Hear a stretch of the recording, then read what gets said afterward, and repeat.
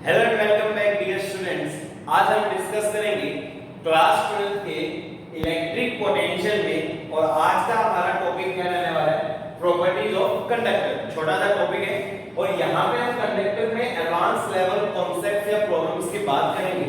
Basic level problems या concepts हम already समझ चुके हैं, तो बहुत छोटा लेक्चर होने वाला है, तो ध्यानपूर्वक सुनिए, इक्वली इंपॉर्टेंट है ना। देखिए लेक्चर की शुरुआत हम करने जा रहे हैं शीट से। देखिए हमने कुछ बातें पढ़ रखी है कि मान लीजिए सपोज हमारे पास एक इनफाइनाइट थिन शीट है। क्या हमारे पास एक इनफाइनाइट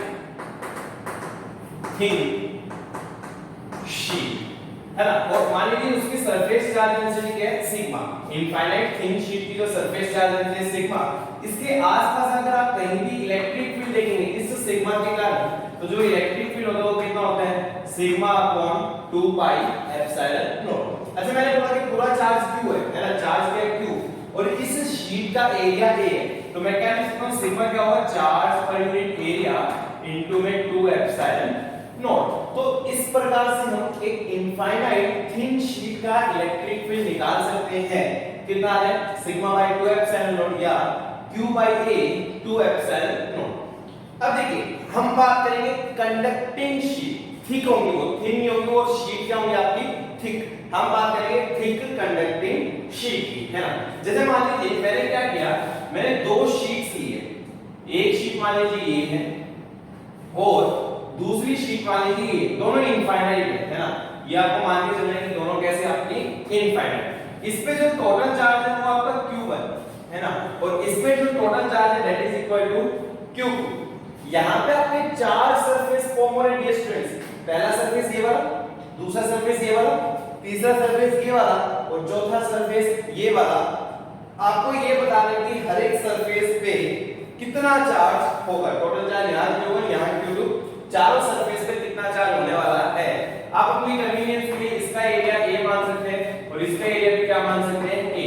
ठीक है, ये हम डिटेल में डिस्कशन करेंगे जब हम कैपेसिटर्स में बात करेंगे। कैपेसिटर्स में आप देखेंगे कि बार-बार आपको ऐसी अरेंजमेंट ही देखने को मिल रही है। चलिए ध्यान से सुनते हैं। मैंने क्या माना कि देखिए यहाँ पे जो टोटल चार्ज है वो q1 है, उसमें से अच्छा ये कंडक्टर है, कंडक्टर में सारा का सारा चार्ज कहां होगा, सरफेस पे, क्योंकि हम कंडक्टर्स की बात कर रहे हैं। तो उसमें से मान लीजिए इस वाले सरफेस पे चार्ज है x, कितना चार्ज है आपका x, तो ऑब्वियसली इधर कितना बचेगा, टोटल q1 है, तो इधर बच जाएगा q1 माइनस x, है ना, q1 माइनस x। सिमिलर कहानी यहाँ पे जो टोटल चार्ज है q2, तो मैंने माना कि इधर वाले सरफेस पे सपोज y आया, तो उधर कितना बच जाएगा आपका q2 माइनस y। अब मेरे पास दो अननोन है, एक x अननोन है, एक y अननोन है, मेरे को दोनों की वैल्यू निकालनी है, x और y की क्या वैल्यू होने वाली है। देखिए ध्यानपूर्वक सुनिए। सबसे पहली इक्वेशन में कैसे लिखूंगा, मैंने क्या किया, मैंने एक गॉसियन सरफेस माना। क्या माना मैंने, एक गॉसियन सरफेस। तो मान लीजिए इसको एक गॉसियन सरफेस ये हो गया, है ना।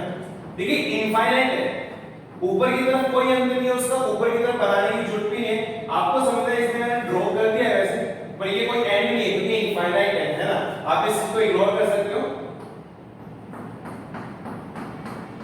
तो ये हमारा क्या हो गया, गॉसियन सरफेस, है ना। इस गॉसियन सरफेस से नेट फ्लक्स निकालते हैं। ये पूरा हिस्सा कंडक्टर के अंदर है, तो इस पूरे सरफेस से इलेक्ट्रिक फील्ड क्या होगा, 0, और इलेक्ट्रिक फील्ड 0 होगा तो फ्लक्स भी क्या होगा, 0, है ना। सिमिलर कहानी यहां से ये भी देखिए, ये पूरा हिस्सा कंडक्टर के अंदर है, और कंडक्टर के अंदर हमेशा इलेक्ट्रिक फील्ड क्या होता है, 0, ये हम पढ़ चुके हैं। और इलेक्ट्रिक फील्ड 0 होगा तो फ्लक्स क्या होगा, 0। देखिए ये कोई एंड नहीं है, ये कोई एंड नहीं है, ये समझाने के लिए बनाया गया। ये दोनों तो क्या आपके इनफाइनाइट, कहीं जाके मिलते नहीं है। तो यानी कि ये पूरे गॉसियन सरफेस से जो आपका फ्लक्स आ रहा है वो कितना आ गया, 0। ठीक है भाई, तो net flux through this Gaussian surface that is equal to 0। अब फ्लक्स 0 हो गया तो इसका मतलब भाई गॉस तरफ से फ्लक्स इसके बराबर होता है q inside by epsilon naught is equal to 0। इसको इधर ले जाओ तो q इनसाइड कितना आना चाहिए, 0। अब इनसाइड कौन सा चार्ज है, एक ये x चार्ज इनसाइड आ रहा है और एक ये y चार्ज इनसाइड आ रहा है, तो हम क्या लिख सकते हैं, x plus y must be equal to 0। तो ये हमारी पहली इक्वेशन आ गई कि x plus y कितना आना चाहिए, आपका 0 आना चाहिए। चलिए बहुत बढ़िया। अब हमें एक और इक्वेशन चाहिए, तो हम x और y की वैल्यू सॉल्व कर लेंगे। एक और इक्वेशन कैसे निकालेंगे, देखिए ध्यानपूर्वक सुनना डियर स्टूडेंट्स। अगर मैं इस पॉइंट पे इलेक्ट्रिक फील्ड की बात करूं तो इलेक्ट्रिक फील्ड कितना होना चाहिए, 0 होना चाहिए, है ना। एक थिन शीट के कारण इलेक्ट्रिक फील्ड मैं लिख चुका हूं। यहां पे इलेक्ट्रिक फील्ड चार चार्जेस के कारण आएगा, एक q1 x के कारण, एक x के कारण, फिर एक y के कारण और फिर एक q2 y के कारण। चलिए सबसे पहले q1 x पॉजिटिव चार्ज मान के चल रहे हैं तो फील्ड का आएगा आपका अवे, है ना। अच्छा आएगा कितना, चार्ज की जगह क्या लिखा मैंने, q1 x divided by 2a epsilon not. एक तो ये हो गया, ठीक है। थोड़ी जगह चाहिए यहां पे, इलेक्ट्रिक फील्ड 0 तो फ्लक्स क्या था 0। अच्छा इस x के कारण ये पॉजिटिव चार्ज है, अब इसके कारण इस पॉइंट पे कहां आएगा अबे तो 4x है तो कितना आ जाएगा x by a 2 epsilon not. Similarly ये y का आपका पॉजिटिव चार्ज इसके कारण भी कहां आएगा अबे, तो इस y के कारण देखिए इसी पॉइंट पे मैं नीचे की तरफ शो कर रहा हूं, कितना आएगा y by a 2 epsilon not. Similarly ये q2 y इसके कारण भी कहां आएगा अबे, तो इसके कारण भी अबे कितना हो गया, चार्ज आपका q2 y divided by a into 2 epsilon naught. तो इस प्रकार से हमारे पास देखिए इधर की तरफ एक फील्ड है, इधर की तरफ तीन फील्ड आ रहे हैं, 1 2 और 3। अब ये कंडक्टर के अंदर पॉइंट है तो इस पॉइंट पे नेट फील्ड क्या होना चाहिए, 0। 0 कब होगा, जितना फील्ड इधर उतना ही फील्ड इधर हो जाए। तो उधर कितना फील्ड है भाई आपका q1 x by 2a epsilon naught is equal to इधर कितना आपका भाई y।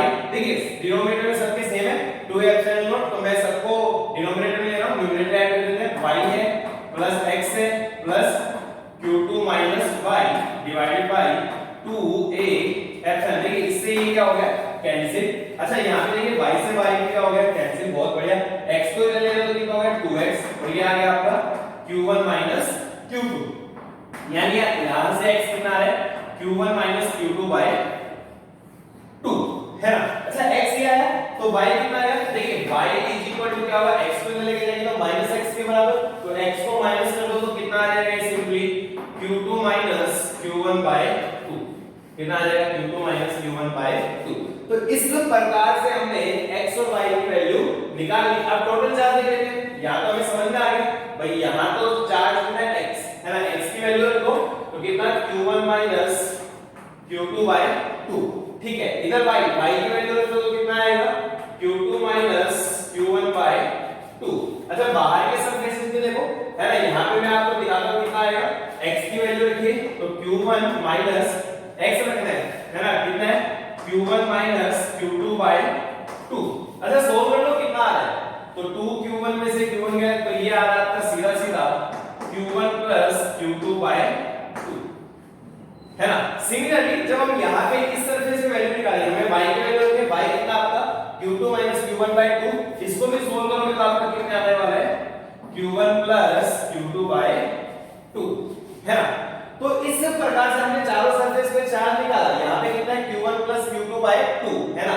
और इधर बाहर वाले सरफेस पे भी कितना है q1 q2 by 2, इधर अंदर वाले सरफेस पे कितना है q1 q2 by 2 और इधर अंदर वाले सरफेस पे कितना है q2 q1 by 2। अब आपको यहाँ पे कुछ रिजल्ट्स याद रखने हैं जिनको हम शॉर्टकट्स बोलते हैं, जिनसे हम और सवाल आसानी से सॉल्व कर सकते हैं। पहली बात आउटर सरफेस, ये आउटर सरफेस है और ये आउटर सरफेस है, इन पे जो चार्ज होगा वो टोटल चार्ज का आधा होगा, है ना। इस आउटर सरफेस में जो भी चार्ज होगा टोटल चार्ज का आधा होगा। भाई टोटल चार्ज कितना है q1 q2, तो आधा इसमें आ गया q1 q2 by 2 और आधा इसमें जाएगा q1 q2 by 2, ठीक है।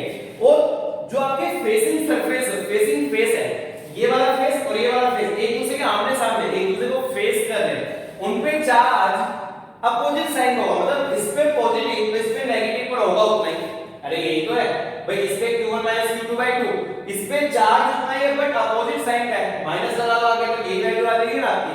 अरे ये इक्वेशन यही तो बता रही है y बराबर क्या है -x, मतलब दोनों पे चार्ज का मैग्नीट्यूड सेम होगा बट साइन अलग होगा। अगर इस पे मान लीजिए प्लस q है तो इस पे क्या आएगा -q, तभी तो सम क्या होगा 0 होने वाला है।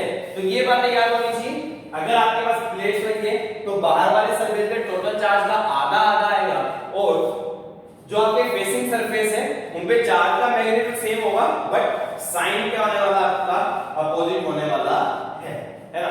ओके डियर स्टूडेंट्स, अपने वीडियो को पॉज कीजिए and note this down, I am going to erase this. देखिए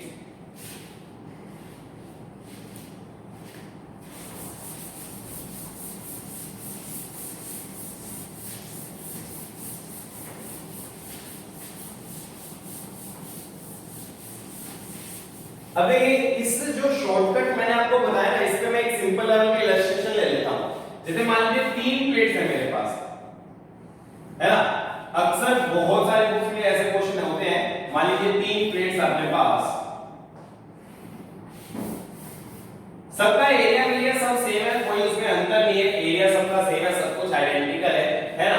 मान लीजिए इस पे चार्ज है q, इस पे चार्ज है 2q और इस पे चार्ज है -q। कितने सरफेस बनेंगे? 6 सरफेस बनेंगे, 1 2 3 4 5 और 6।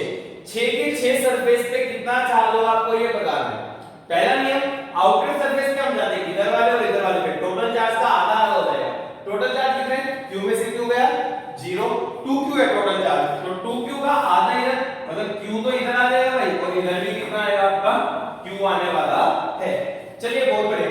अब देखिए इस पे टोटल चार्ज q है, q का q इधर आ गया, इस वाले सरफेस पे क्या हो जाएगा? 0, है ना। सिमिलरली इस पे तो भाई चार्ज का मैग्नीट्यूड सेम होगा, साइन अलग होता है, पर 0 है, तो इधर वाले सरफेस पे भी कितना आएगा? 0, है ना। बट ये टोटल 2q आपका 0 इधर आया, तो इधर वाले सरफेस पे कितना आना चाहिए आपका? 2q। अच्छा जो फेसिंग सरफेस है उनके तो अपोजिट नेचर का है, इधर 2q आएगा, इधर कितना आएगा आपका? -2q। जोड़ लीजिए, इन दोनों को जोड़ने पे कितना आ रहा है आपका? -q आ रहा है। तो इस प्रकार से आप बहुत आसानी से चार्ज डिस्ट्रीब्यूशन कर सकते हो। अगर आप चाहो तो मैं एक और एग्जांपल ले लूं, पर उसमें कोई खास बात नहीं है, इसी को सोल्व कर लो। मान लीजिए -2q हो गया सपोज, है ना।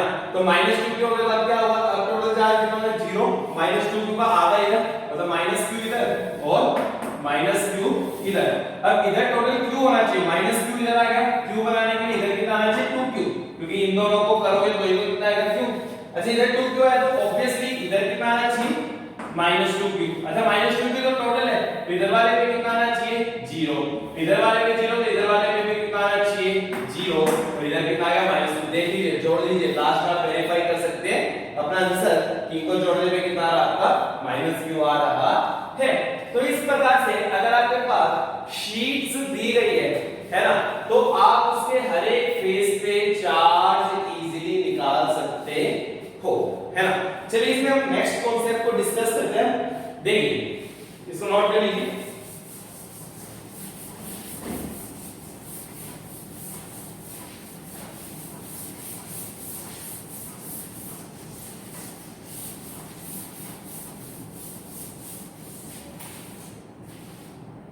अब देखिए स्टूडेंट्स, कुछ बातें हैं जो हमें यहाँ पे समझने की आवश्यकता है ना।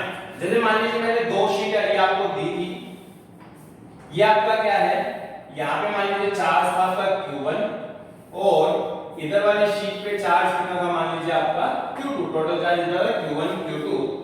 अब देखिए इन दोनों के बीच में लेट अस सपोज सेपरेशन कितना है भाई आपका? d, है ना।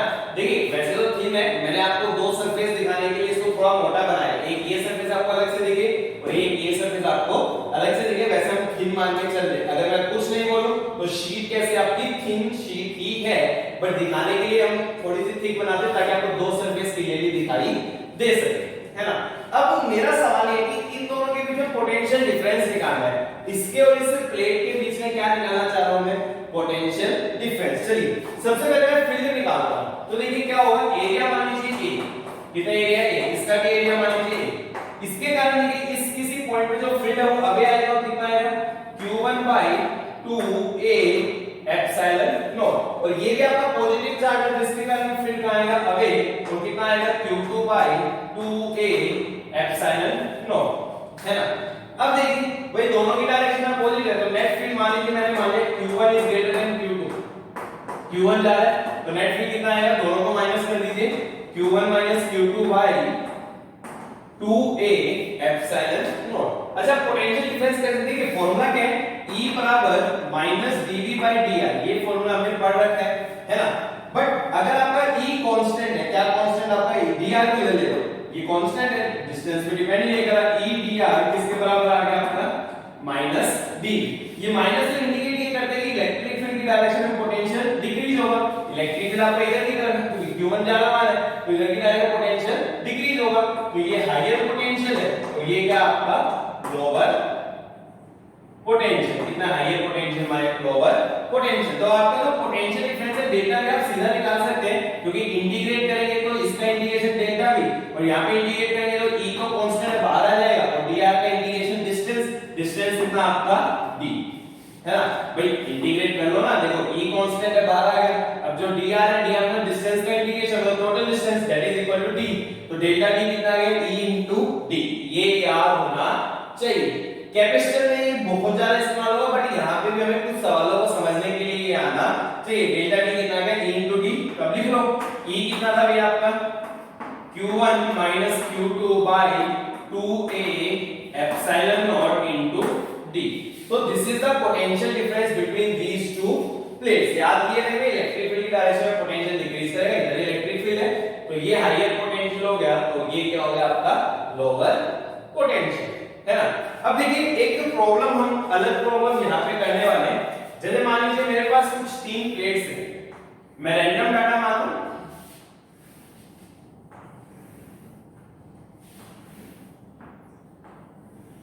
देखिए मान लीजिए इन दोनों के बीच में सेपरेशन d है और इन दोनों के बीच में सेपरेशन कितना है 2d, ठीक है, और कुछ वाले और मान लीजिए इसको नाम दे देते हैं a, इसको नाम दे दिया b, इसको नाम दे दिया c, है ना। इस पे चार्ज था 3q, इस पे q और इस पे -q, कुछ इस प्रकार से हमारे चार्जेस थे। देखिए 6 के 6 सरफेस पे आप चार्जेस निकाल सकते हैं, वो निकालने का तरीका मैं आपको ऑलरेडी समझा चुका हूं, सेपरेशन का कोई फर्क नहीं पड़ता है, हम देख चुके थे। बट अब मैंने क्या किया, मैंने इसको इससे कनेक्ट कर दिया कनेक्टिंग वायर से। हमने स्फीयर्स में ऐसा किया था जब हम कंडक्टर्स के बारे में स्फीयर में पढ़ रहे थे, तो मैंने क्या किया, जो ए प्लेट और सी प्लेट को बाय कनेक्टिंग वायर कनेक्ट कर दिया। अब नियम क्या कहता है कि जिन भी चीज को आप वायर से कनेक्ट करेंगे वे सेम पोटेंशियल पे आएंगे, है ना। मतलब फाइनली ऐसा होगा कि ए और सी दोनों का पोटेंशियल क्या होना चाहिए सेम, है ना। फाइनली यही होने वाला है, फाइनली क्या होगा कि जो ए का पोटेंशियल है वही पोटेंशियल किसको होना चाहिए सी का। देखिए वो अगर सेम नहीं है तो चार्ज फ्लो करता है ना, हाईयर पोटेंशियल से लोअर पोटेंशियल, कब तक, जब तक दोनों का पोटेंशियल सेम ना हो जाए। सेम ना कि यहाँ पे चार्ज फ्लो करेगा हाईयर पोटेंशियल से लोअर पोटेंशियल जब तक कि पोटेंशियल सेम ना हो जाए। तो अब आपको इस कंडीशन में 6 के 6 फेसेस पे चार्ज बताना पड़ेगा, है ना। पहली बात तो ये, अब इसमें 3q नहीं रहेगा और इसमें -q नहीं रहेगा, है ना। देखिए इन पे इस सिस्टम में a और c पे मिला के टोटल चार्ज कितना है 2q, है ना। ये 3q है, -q, टोटल चार्ज कितना है 2q, है ना। तो मैंने क्या मान लिया, जब इक्विलिब्रियम माइनस को यहाँ पे चार्ज आ गया स्मॉल q, है ना। मान लीजिए यहाँ पे इस वाले पे चार्ज आ गया स्मॉल q और इस वाले पे कितना आ जाएगा 2q minus small q, total 2q हो गया, है ना, क्योंकि चार्ज का रीडिस्ट्रीब्यूशन होने वाला है, पोटेंशियल डिफरेंस। बट अब मेरे को इस q की वैल्यू पहले निकालनी पड़ेगी। अब इस q की कैसे निकालूं, तो ये इक्वेशन काम आएगी कि a और c का पोटेंशियल क्या है 0, यानी कि अगर मैं बात करूं a और c के बीच में पोटेंशियल डिफरेंस वो कितना आना चाहिए 0, a और c के बीच में कोई पोटेंशियल डिफरेंस नहीं है। अच्छा a और c के बीच का पोटेंशियल डिफरेंस लिखना है, तो पहले मैं क्या करता हूं, पहले मैं पोटेंशियल डिफरेंस लिख रहा हूं a और b के बीच में, और फिर लिख रहा हूं मैं b और c के बीच में, that will be equal to must be equal to 0। अरे a तो कहां है ना, a से c जाए, पहले a से b का पोटेंशियल डिफरेंस 0 फिर b से c का, है ना। अब देखिए हम डेल्टा v लिखते हैं, डेल्टा v का फॉर्मूला हमने सीखा था e into d, है ना। हम a से c जा रहे हैं तो इलेक्ट्रिक फील्ड इधर ही रखने वाले हैं। तो देखिए सबसे पहले इस रीजन में इलेक्ट्रिक फील्ड निकालेंगे। अरे भाई कैसे निकालेंगे, देख लीजिए q चार्ज है, इस q चार्ज के का कितना है q by 2a epsilon not, है ना। ये कैपिटल q है, कैपिटल q के कारण अबे आएगा इधर कितना q by 2a epsilon naught, और इसके कारण कितना आएगा अबे, तो इसके कारण भी कितना आएगा आपका 2q minus small q by 2a epsilon not. Net कितना हो गया इस रीजन में आपका, नेट है तो इसमें से इन दोनों को क्या कर दो माइनस कर दो, डिनोमिनेटर तो सेम है आपका 2a एप्सिलॉन नॉट, तो कितना आ गया q minus q, है ना, और ये भी माइनस करना है तो ये आ गया माइनस 2q प्लस q, तो सोल्व करने पे डियर स्टूडेंट्स कितना आएगा q प्लस q हो गया 2q minus 3q divided by 2a epsilon not, है ना। तो ये इस रीजन में आपका इलेक्ट्रिक फील्ड हो गया। अब इस रीजन में आप इलेक्ट्रिक फील्ड निकाल लीजिए, है ना। वही तरीका है भाई, इस q के कारण अवे आगे तो कितना आएगा भाई, ये इधर लिख देते हैं q by 2a एप्सिलॉन, इस कैपिटल q के कारण भी away by 2a epsilon, but इसके कारण इधर की तरफ आएगा, कितना हो गया 2q minus q by 2a epsilon not. Net निकालने में ये दोनों ऐड हो गए, ये क्या हो जाएगा सबट्रैक्ट। तो इस रीजन में जो नेट फील्ड आएगा वो कितना आएगा भाई q by 2a epsilon not minus, इनको माइनस करो q, इसको माइनस करो तो माइनस 2q प्लस q, कितना हो गया भाई आपका, again it is coming to be 2q minus 3q divided by 2a epsilon naught. तो ये क्या आ गया आपका इलेक्ट्रिक फील्ड। अब कहानी क्या है, ये डेल्टा v की वैल्यू क्या है, इलेक्ट्रिक फील्ड इनटू डिस्टेंस है ना। चलिए डियर स्टूडेंट्स इसको नोट कर लीजिए, I am going to erase this, है ना, ये सवाल सॉल्व करना है।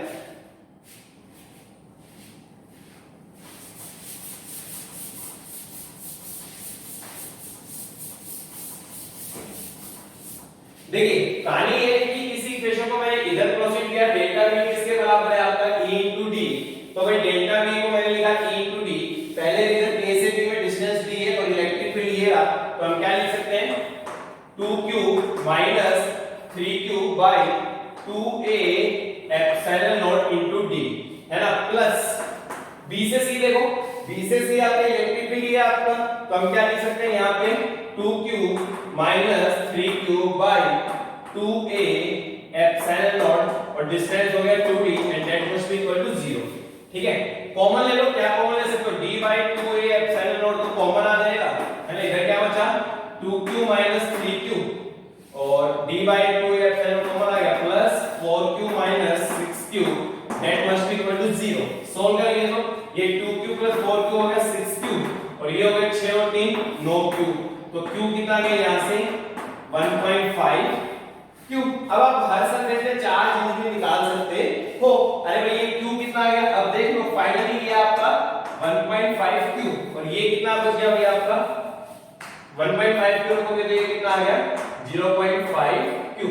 अब देखिए टोटल चार्ज कितना आपका, अरे भाई ये 1.5 q 0.5 q 2q हो गया और ये q 3q का आधा तो बाहर आने से तो इधर कितना आएगा 1.5 q और इधर भी कितना आएगा आपका 1.5 q। सिमिलरली देखो भाई 1.5 q इधर आएगा, टोटली 1.5 q, तो इस वाले सरफेस पे क्या आ गया 0, इधर वाले पे 0 तो इधर वाले पे भी 0। अब ये टोटल q है, इधर कितना आना चाहिए 2, फेसिंग सरफेस पे अपोजिट नेचर का साइन होता है तो q और माइनस q, अब इन दोनों को जोड़ दो कितना आ रहा आपका 0.5 q, यानी हमने सब कुछ सही किया है। तो जब कभी भी इन्हीं दो प्लेट्स को वायर के द्वारा जोड़ा जाए आपको डेल्टा v क्या करना है 0 और डेल्टा v का फॉर्मूला क्या आपका e into d। इस प्रकार से इन सवालों को आप कर सकते हैं। सेम टाइप का इसी टाइप का सवाल पूछा गया था जेईई एडवांस 2019 में, कुछ इसी प्रकार का सवाल था, डाटा हो सकता है थोड़ा बहुत अलग हो पर कॉन्सेप्ट आपका यही लगने वाला था। ओके डियर स्टूडेंट्स, अपनी वीडियो को पॉज कीजिए एंड नोट दिस डाउन।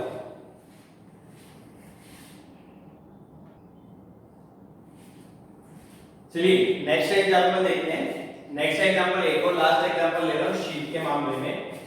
ये मान लीजिए अगेन आपकी एक शीट थी हैविंग द चार्ज q, कितना चार्ज था इस पे टोटल चार्ज q। इस रीजन में हमने इलेक्ट्रिक फील्ड अप्लाई कर दिया E। हम सभी जानते हैं जब कभी हम इलेक्ट्रिक फील्ड अप्लाई करते हैं तो कंडक्टर के सरफेस पे चार्जेस का रीडिस्ट्रीब्यूशन होता है सच दैट अंदर इलेक्ट्रिक फील्ड कितना आ जाएगा आपका 0। तो आपने हमारा टोटल चार्ज क्यों था, हमने इलेक्ट्रिक फील्ड E अप्लाई कर दिया। After applying the electric field इधर कितना चार्ज होगा और इधर कितना चार्ज होगा, इसका जो एरिया है that is equal to A, है ना। अगेन वही कहानी, मैंने क्या माना कि इधर चार्ज मान लीजिए x है तो इधर कितना हो जाएगा आपको, ऑब्वियसली टोटल चार्ज q था तो कितना हो जाएगा आपका q माइनस x। कहानी क्या है, अंदर आपका इलेक्ट्रिक फील्ड 0 होना चाहिए। एक इलेक्ट्रिक फील्ड तो ये हो ही गया E, दूसरा q माइनस x के कारण अभी तो कितना आएगा ये q minus x by 2a epsilon not. अच्छा इस x के कारण इधर भी आएगा तो कितना आएगा आपका x by 2a epsilon not. Solve कर लो, है ना। नेट फील्ड इस पॉइंट पे 0 होना चाहिए, 0 का होगा जब इन दोनों का सम इसके बराबर होगा, मतलब e plus q minus x by 2a epsilon not वो किसके बराबर होना चाहिए आपका x by 2a epsilon not, है ना। तो इसको हम क्या लिख सकते हैं e plus q by 2a epsilon not, है ना, minus x by 2a epsilon not को इधर ले लो तो कितना आएगा 2x by 2a epsilon not, 2 से 2 कैंसिल हो गया, तो यहां से x कितना आएगा, एप्सिलॉन नॉट a मल्टीप्लाई करो एप्सिलॉन नॉट a e, और यहां मल्टीप्लाई करोगे तो कितना बचेगा आपका q/2। तो this is coming to be value of x। तो इधर कितना चार्ज होगा, इधर कितना चार्ज होने वाला है, और x के लिए याद रखोगे तो इस वाले सरफेस पे भी क्या आ जाएगा आपका चार्ज आ जाएगा, आप आसानी से निकाल सकते हो, उसमें कोई समस्या नहीं है ना। चलिए मूव ऑन करते हैं to the next topic. Next क्या है, हम स्फेरिकल कंडक्टर्स की बात करेंगे विद कैविटी, है ना। मैं आपको हल्का सा रिकैपिचुलेट करता हूं कि मैंने कैविटी के बारे में क्या-क्या बेसिक लेवल में प्रूव कर दिया था, है ना। देखिए पहली बात, अगर कैविटी में कोई चार्ज नहीं रखा तो उसमें इलेक्ट्रिक फील्ड हमेशा क्या होगा, जीरो, है ना। तो कहने का क्या मतलब है, जैसे मान लीजिए सपोज ये हल्का सा रिकैपिचुलेशन है, फिर हम आगे देखेंगे इसमें।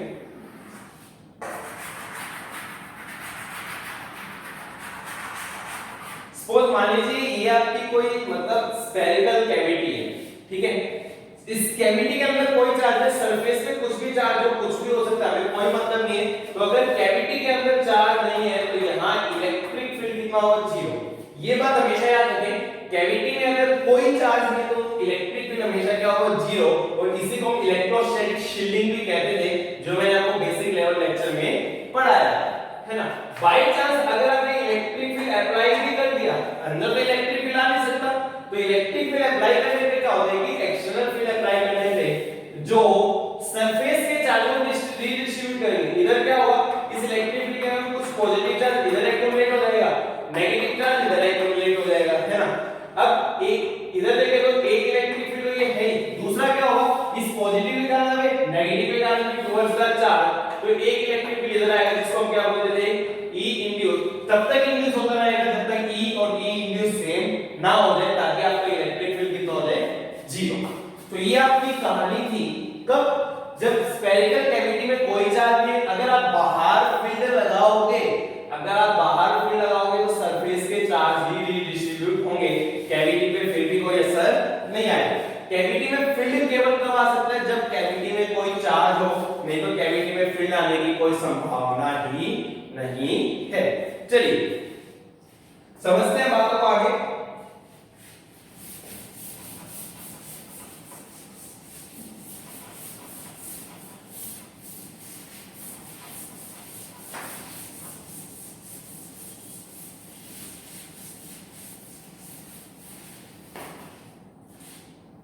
देखिए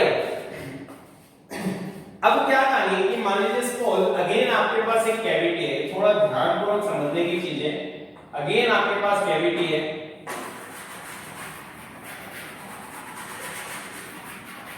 इस प्रकार से कैविटी, सेंटर पे चार्ज अगर Q रखा होता है ना, कितना चार्ज होता है आपका Q, तो हम सभी को मालूम है इधर कितना इंड्यूस हो रहा था, नेगेटिव चार्ज। ये जो इनर सरफेस पे कितना इंट्रोड्यूस होगा, नेगेटिव चार्ज, और टोटल चार्ज कितना होगा वो -Q। अगर ये सेंटर पे तो यूनिफॉर्मली डिस्ट्रीब्यूट आएगा, और इक्विवेलेंटली बाहर ये हम पढ़ चुके हैं, बाहर कितना आता आपका +Q। अगेन यूनिफॉर्म डिस्ट्रीब्यूशन, कैसा डिस्ट्रीब्यूशन होने वाला आपका, यूनिफॉर्म डिस्ट्रीब्यूशन होने वाला है। अब कहानी क्या आती है, सपोज मैंने इसको सेंटर से हटा के और कहीं रख दिया, सुनना ध्यान से, मैंने क्या किया, सेंटर से हटा के और कहीं रख दिया, मतलब सिमेट्रिसिटी नहीं रखी। तो ये मान लीजिए थोड़ा बड़ा डायग्राम दिखा दूं ताकि आपको ध्यान से समझ में आए।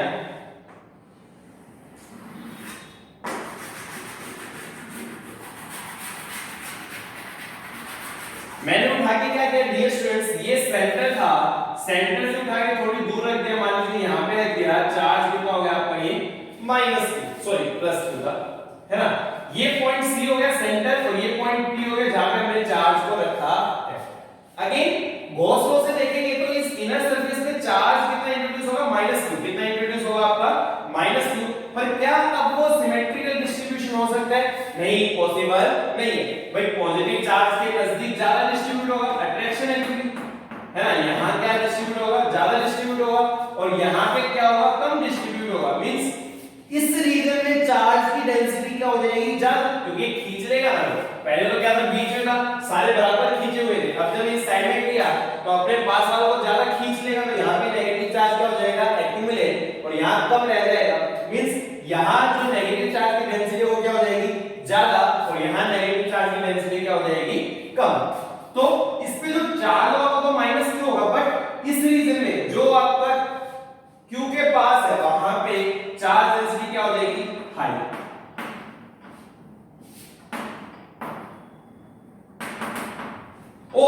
इस रीजन में चार्ज डेंसिटी क्या हो जाएगी, लो चार्ज डेंसिटी, मतलब जो चार्ज के पास में होगा चार्ज डेंसिटी हाई होगी और जो चार्ज से दूर होगा वहां चार्ज डेंसिटी लो होगी।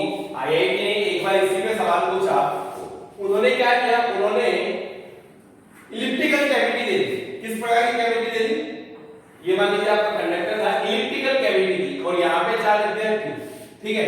सवाल सिंपल था, ये पॉइंट ए था, ये पॉइंट बी था, क्या दोनों जगह चार्ज डेंसिटी सेम होगी कि डिफरेंट? ऑब्वियसली डिफरेंट होगी, जो पास में है उस पे ज्यादा होगी, जो दूर है उस पे कम होगी। तो ये पॉइंट पास में, तो यहाँ चार्ज डेंसिटी क्या होगी, ज्यादा, और यहाँ चार्ज डेंसिटी क्या होगी, कम।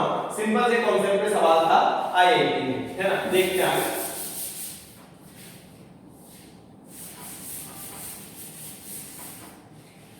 अब क्या हुआ, ठीक है, इतना तो है। अब एक बात तो है, अगर आपने कैविटी में जो चार्ज सिमेट्रिकली दे रखा, फिर भी आउटर सरफेस पे चार्ज डिस्ट्रीब्यूशन पे कोई इफेक्ट नहीं आने वाला, क्योंकि मैंने आपको पहले भी समझाया, आउटर सरफेस पे चार्ज डिस्ट्रीब्यूशन पे इफेक्ट तब आता है जब आपका एक्सटर्नल फील्ड हो। अगर एक्सटर्नल फील्ड हो तो सरफेस पे चार्ज भागते हैं, इंड्यूस करते हैं फील्ड, ताकि नेट फील्ड क्या हो जाए आपका, जीरो। बट यहाँ पे कोई एक्सटर्नल फील्ड नहीं है, कोई ऐसा फील्ड नहीं जो बाहर के चार्जेस को इफेक्ट कर सके। तो जो बाहर का चार्ज है, पहले भी आपका यूनिफॉर्मली डिस्ट्रीब्यूटेड था, अभी भी क्या रहेगा, यूनिफॉर्मली डिस्ट्रीब्यूटेड, क्योंकि कोई एक्सटर्नल फील्ड नहीं है जो उसके चार्ज डिस्ट्रीब्यूशन को इफेक्ट कर सके। फिर से सुन लीजिए, आपका जो एक्सटर्नल फील्ड है वो केवल आउटर सरफेस के चार्ज डिस्ट्रीब्यूशन को इफेक्ट करेगा, है ना। और जो कैविटी में जो भी चेंज होंगे उसका आउटर सरफेस से कोई लेना देना नहीं है। तो अभी भी आउटर सरफेस में चार्ज प्लस q कैसा रहने वाला है आपका, यूनिफॉर्मली डिस्ट्रीब्यूटेड। कैसा रहने वाला है, यूनिफॉर्मली डिस्ट्रीब्यूटेड। तो इस प्रकार से ये कहानी आपकी रहेगी। आउटर सरफेस का चार्ज अभी भी यूनिफॉर्मली डिस्ट्रीब्यूटेड, हाँ, बट इनर सरफेस पे अब आपका यूनिफॉर्मली डिस्ट्रीब्यूटेड नहीं है। जो पास में होगा उस पे हाई चार्ज डेंसिटी, जो दूर होगा उस पे लो चार्ज डेंसिटी, है ना। अब आपके पास यहाँ एक बहुत ही इंपॉर्टेंट रिजल्ट आपको समझाने जा रहा हूं। सपोज मैंने कोई भी पॉइंट यहां कंसीडर किया, जनरल पॉइंट किया, यहां पे कितने फील्ड आएंगे, 3। एक इस कैपिटल क्यू का, एक जो ये माइनस क्यू इंड्यूस हुआ इसका, और एक ये जो प्लस क्यू है इसका, 3 फील्ड आएंगे, है ना। मैंने क्या बोला, E1 ये फील्ड किसका है, due to Q at P, Q charge है P.2। अच्छा E2 due to induced minus Q, इसके कारण ये due to induced minus Q, and last ये आएगा आपका E3, इसके कारण due to induced plus Q, है ना। अब देखिए तीनों फील्ड है, ये पॉइंट कंडक्टर के अंदर लाई करते हैं, इस पे नेट फील्ड कितना आना चाहिए, 0 आना चाहिए। तो इसका मतलब क्या होगा कि E1 plus E2 plus E3 that must be equal to 0। ये हमें समझ में आना चाहिए, ठीक है। बट है क्या कॉन्सेप्ट, E3 क्या आपका प्लस Q है, प्लस Q आपका बाहर यूनिफॉर्मली डिस्ट्रीब्यूटेड है। देखिए हमने स्फेरिकल शेल में पढ़ा था, है ना, या कंडक्टर में पढ़ा था कि स्फेरिकल शेल के अंदर कोई भी पॉइंट है तो वहां फील्ड क्या होगा, 0। अरे सेम टाइम भाई प्लस Q को क्या मान सकते हो आप, स्फेरिकल शेल मान सकते हो। क्या मान सकते हो, प्लस Q को स्फेरिकल शेल सॉरी, तो प्लस Q को स्फेरिकल शेल माना, तो ये पॉइंट उस स्फेरिकल शेल के अंदर लाई कर है। अब अंदर लाई कर है तो ऑब्वियसली E3 कितना आएगा आपका, 0।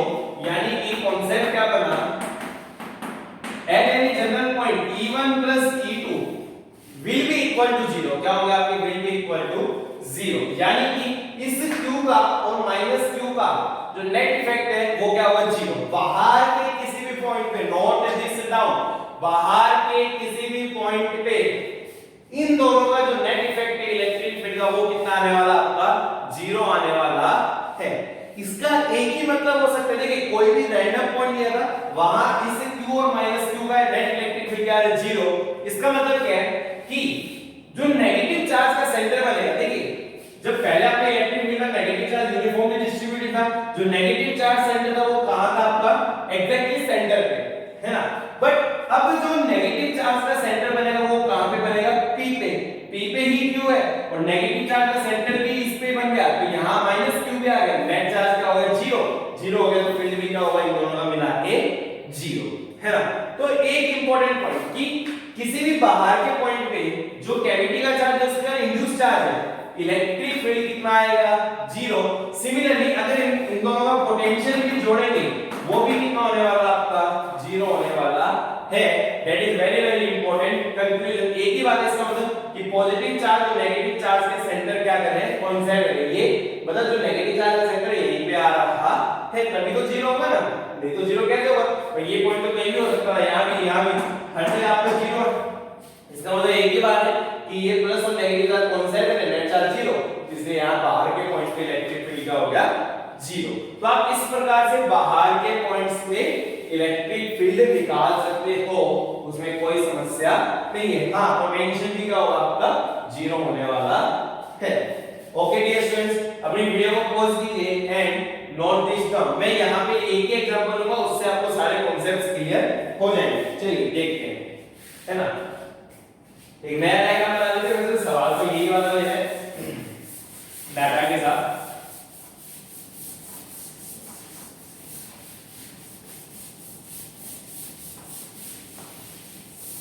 देखिए डियर स्टूडेंट्स,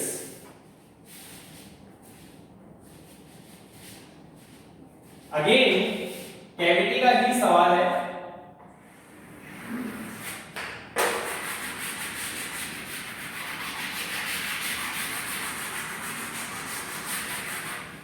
ये सेंटर था, इसकी रेडियस है r1, बाहर वाले की रेडियस है r2, सेंटर C है, ये पॉइंट P है, यहां पे चार्ज है Q, ठीक है। एक पॉइंट यहां पे ये A है और एक ये पॉइंट है B। आपको 5 चीजें बतानी है। फर्स्ट, C पे पोटेंशियल कितना होगा, सेकंड A पे पोटेंशियल कितना होगा, थर्ड B पे पोटेंशियल कितना होगा, ठीक है। और A पे फील्ड बताना है एंड फिफ्थ B पे फील्ड बताना है ना। मैं आपके लिए होमवर्क छोड़ रहा हूं, C पे फील्ड आप खुद निकालिए, ठीक है। चलिए देखते हैं। सबसे पहले हम C पे पोटेंशियल निकालते हैं, उससे पहले भी चार्ज डिस्ट्रीब्यूशन दिखा देते हैं। यहाँ पे नेगेटिव चार्ज है, डेंसिटी ज्यादा होगी, यहाँ कम होगी, बट टोटल नेगेटिव चार्ज कितना है, -q। बाहर यूनिफॉर्मली डिस्ट्रीब्यूट होगा आपका,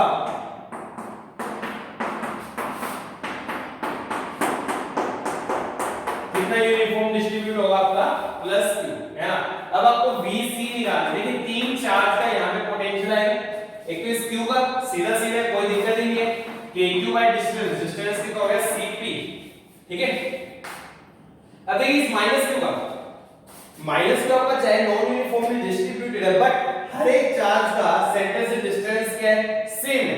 भाई ये चार्ज ले लो सेंटर से r1 डिस्टेंस, ये चार्ज ले लो r1 डिस्टेंस, ये r1 डिस्टेंस, ये r1 डिस्टेंस, हर एक चार्ज r1 डिस्टेंस पे, तो हम क्या लिख सकते हैं, -kq बाय r1। सिमिलरली बाहर की तरफ देखो, हर एक चार्ज आपका सेम डिस्टेंस पे है, तो हम क्या लिख सकते हैं, +kq बाय r2। तो ये क्या हो गया आपका VC। सिमिलरली आप VA निकालो। अब आगे वही बात कि बाहर के पॉइंट पे कैविटी और इसके इंड्यूस चार्ज का इफेक्ट कुछ भी नहीं है, यानी A पे इस Q और ये -q का मिला के पोटेंशियल क्या है, 0। किसका बच गया, इस बाहर वाले +q का। अब ये पॉइंट बाहर वाले के लिए तो अंदर लाई कर रहा है, और अंदर उतना ही पोटेंशियल होता है जितना सरफेस पे होता है। अरे स्फेरिकल शेल में यही तो कहानी है ना, अंदर उतना ही पोटेंशियल होता है जितना कहां पे होता है, सरफेस पे। अच्छा भाई इसके सरफेस पे कितना आएगा, kq बाय r2, इसलिए अंदर भी कितना आएगा आपका, kq बाय r2, है ना। सिमिलरली हम b निकाल रहे हैं। अरे b के लिए वही गाने बाहर लाई कर रहे हैं, तो ये जो q है और ये माइनस, उसका कोई इफेक्ट नहीं, इस +q का आएगा। और बाहर वाले पॉइंट्स के लिए चार्ज को हम कहां मान लेते हैं, सेंटर में। सेंटर से डिस्टेंस कितना हो गया, cb, तो ये कितना आ गया, kq बाय cb। यानी कि इस कैविटी के बाहर कोई भी पॉइंट है तो उसमें जो पोटेंशियल है ये बाहर वाले स्फेरिकल शेल के कारण नहीं आने वाला है, और कोई पोटेंशियल यहाँ पे नहीं आएगा। सिमिलरली अब EA, अरे कंडक्टर के अंदर ही है, तो EA तो कितना आएगा आपका, सिंपली 0। EB निकाल सकते हो क्या, अरे बाहर वाले पॉइंट पे कैविटी का तो कोई इफेक्ट नहीं है, बट इस +q के कारण आएगा। बाहर वाले पॉइंट से अगेन सारा का सारा सेंटर पे मानते हैं, तो कितना आ जाएगा, kq, सेंटर में मानोगे तो डिस्टेंस का स्क्वायर मतलब cb स्क्वायर। तो ये आपके पांचों पैरामीटर आ गए, C पे पोटेंशियल, A पे पोटेंशियल, B पे पोटेंशियल, A पे इलेक्ट्रिक फील्ड एंड B पे इलेक्ट्रिक फील्ड। तो इस प्रकार के आप कैविटी के थोड़े मुश्किल सवाल भी कर सकते हो। उसमें आपको कोई समस्या नहीं होनी चाहिए। Dear students, with this we are going to wind up this lecture. यहाँ पे इलेक्ट्रिक पोटेंशियल खत्म होता है। नेक्स्ट लेक्चर से हम कैपेसिटेंस के बारे में पढ़ेंगे।